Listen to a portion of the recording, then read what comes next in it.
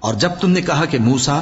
ہم سے ایک ہی کھانے پر صبر نہیں ہو سکتا تو اپنے پروردگار سے دعا کیجئے کہ ترکاری اور ککڑی اور گیہوں اور مسور اور پیاز وغیرہ جو نباتات زمین سے اگتی ہیں ہمارے لیے پیدا کر دے۔ انہوں نے کہا کہ عمدہ چیزیں چھوڑ کر ان کے بدلے ناقص چیزیں کیوں چاہتے ہو؟ اگر یہی چیزیں مطلوب ہیں تو کسی شہر میں جا اترو، وہاں جو مانگتے ہو مل جائے گا۔ اور آخر کار ذلت و رسوائی اور محتاجی و بے نوائی ان سے چمٹا دی گئی اور وہ اللہ کے غضب میں گرفتار ہو گئے۔ یہ اس لیے کہ وہ اللہ کی آیتوں سے انکار کرتے تھے اور اس کے نبیوں کو ناحق قتل کر دیتے تھے، یعنی اس لیے کہ نافرمانی کیے جاتے اور حد سے بڑھے جاتے تھے۔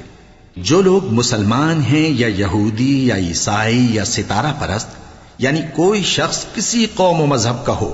جو اللہ اور روز قیامت پر ایمان لائے گا اور عمل نیک کرے گا تو ایسے لوگوں کو ان کے اعمال کا صلہ اللہ کے ہاں ملے گا، اور قیامت کے دن ان کو نہ کسی طرح کا خوف ہوگا اور نہ وہ غمناک ہوں گے۔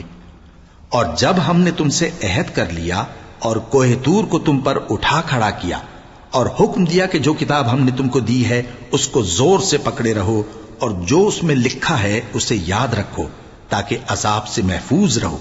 پھر تم اس کے بعد عہد سے پھر گئے، سو اگر تم پر اللہ کا فضل اور اس کی مہربانی نہ ہوتی تو تم خسارے میں پڑ گئے ہوتے۔ اور تم ان لوگوں کو خوب جانتے ہو جو تم میں سے ہفتے کے دن مچھلی کا شکار کرنے میں حد سے تجاوز کر گئے تھے، تو ہم نے ان سے کہا کہ ذلیل و خوار بندر ہو جاؤ، اور اس قصے کو اس وقت کے لوگوں کے لیے اور جو ان کے بعد آنے والے تھے عبرت اور پرہیزگاروں کے لیے نصیحت بنا دیا۔